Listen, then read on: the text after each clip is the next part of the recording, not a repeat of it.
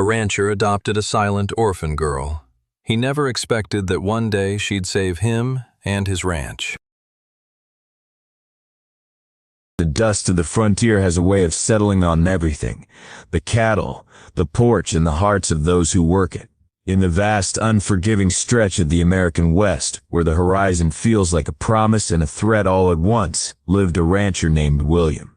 He was a man carved out of cedar and grit, with hands that knew the rough texture of hemp rope and the velvet heat of a newborn calf. His wife Martha was his anchor, a woman of quiet strength who could find beauty in a desert bloom. They had built a kingdom of grass and timber, but it was a kingdom without an heir. For years, the silence in their home was a heavy thing, a biological void that no amount of hard work or prayer could fill. The decision to travel to the coastal city's orphanage was born of a desperate hope. The orphanage was a gray, suffocating place that smelled of lie and lost possibilities. It was there they met Rosie. At 12 years old, she was a slip of a girl with eyes like a trapped hawk, amber, fierce and flickering with a defiance that chilled the bones of the wardens. Tell us where you're watching from. If these Western stories move you, please share, and subscribing helps us bring more stories to life. Rosie didn't want a family. She had learned early on that family was just a word used by people before they disappointed you. She fought the adoption with every ounce of her small frame, hiding in the shadows of the laundry room and refusing to speak. But the owner of the orphanage, a man more interested in clearing a bed than the soul of a child, entrusted her to William and Martha. He saw the rancher's steady hands and the gold in his purse and decided the girl's protests were merely the tantrums of the ungrateful. The journey back to the ranch was a grueling affair. For miles, the only sound was the rhythmic creak of the wagon wheels and the occasional snort of the horses. Rosie sat in the back, huddled against a crate, her gaze fixed on the receding tracks in the dirt. She felt like a prisoner being transported to a new kind of cage. William, sensing the storm brewing in the girl's chest, finally broke the silence. He didn't turn around, kept his eyes on the trail ahead, and asked in a voice like shifting gravel, "What is it you're looking to do with your life, Rosie?" Most girls your age are thinking of ribbons, or perhaps how to avoid chores. Rosie's response was sharp, a jagged piece of glass thrown into the quiet air. "It depends on what you want me to do, sir. I've learned that folks like you usually have a list of tasks before you even have a name for the person doing them. Am I a cook, a milker, or just something to keep the dust off the furniture?" The girl was smartly, as the old-timers would say. Her wit was a defense mechanism, a blade she kept sharpened to keep the world at arm's length. William pulled the team to a halt. The sudden stillness of the prairie was deafening. He turned in his seat, his weathered face softening into an expression of profound sincerity. "Listen to me, and listen well," he said, his voice dropping to a low, steady rumble. "We didn't bring you out here to be a servant. We're not going to harm you, Rosie. In fact, if anyone in this territory so much as looks at you sideways, they'll answer to me. I'm your father now. In this life, that means I stand between you and the world. You're not a tool. You're a daughter." Rosie bit her lip, her armor cracking just a fraction. She wanted to scream that he was lying, but the honesty in his eyes was a weight she couldn't push away. When they arrived at the ranch house, Martha was waiting on the porch, her apron fluttering in the wind. There was no grand lecture or list of rules. Instead, Rosie was heartily welcomed with a bowl of warm stew in a room of her own that smelled of pine and fresh linens.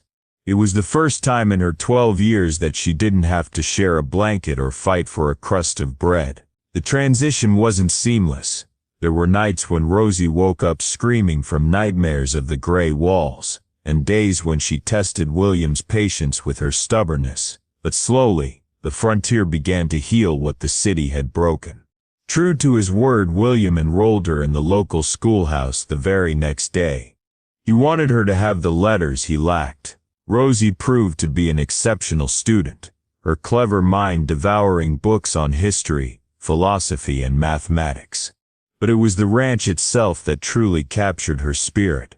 After her lessons, she would shed her school dress for buckskins and follow William into the fields. She learned the language of the herd, the low rumble of a contented cow, the sharp metallic scent of an approaching thunderstorm, and the raw grit required to brand a calf in the spring mud.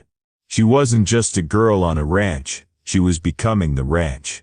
Years bled into a decade. The 12-year-old waif had transformed into a woman of 20, an expert in every sense of the word.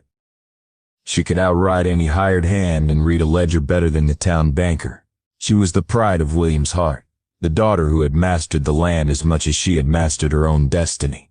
But the West is a fickle mistress. Just as Rosie reached her prime, a shadow fell over the rancher's house. A brutal combination of a market collapse and a devastating drought sent the business into a downfall. The cattle were dying in the parched creek beds, and the bank was circling like a vulture. To make matters worse, William's health broke.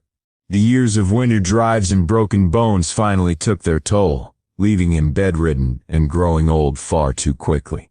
He lay in the darkened bedroom, his breathing labored, watching the empire he built crumble through the window. Martha was exhausted, her hands worn to the bone from nursing her husband and trying to keep the household together. It was in this crucible of despair that Rosie's true character shone. She didn't weep or retreat.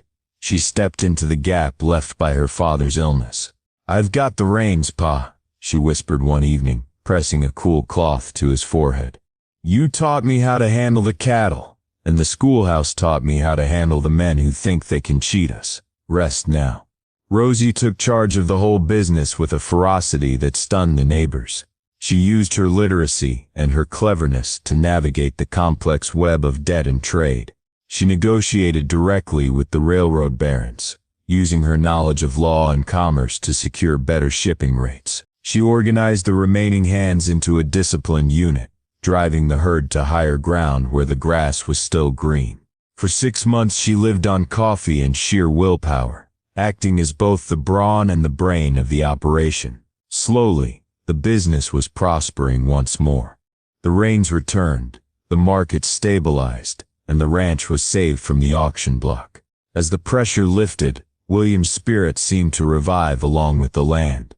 He eventually emerged from his sickbed, fit and fine enough to sit on the porch and watch the sunset. One evening, as the three of them sat together, the air thick with the scent of sage and success, William turned to his daughter. "You saved us, Rosie. You did more than any son could have done. Is there anything you want for yourself?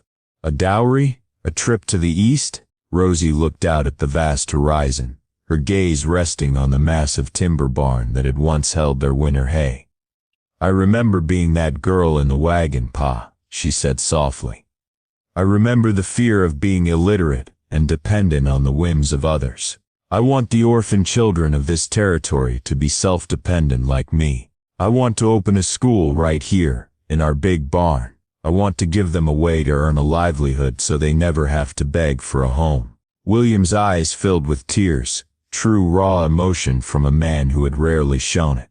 He allowed him, and together, they set to work. They cleared the hay, built long wooden benches, and filled the rafters with books. The big barn was transformed into a sanctuary of learning. Rosie became the teacher she was meant to be, guiding lost souls toward the light of knowledge and the strength of hard work. She lived a long, happy life with her adopted parents, a testament to the fact that blood doesn't make a family, loyalty and love do. The ranch was no longer just a place of cattle and dust. It was a beacon of hope on the edge of the world. If you enjoy our Western stories, consider subscribing. It really helps us keep creating more for you.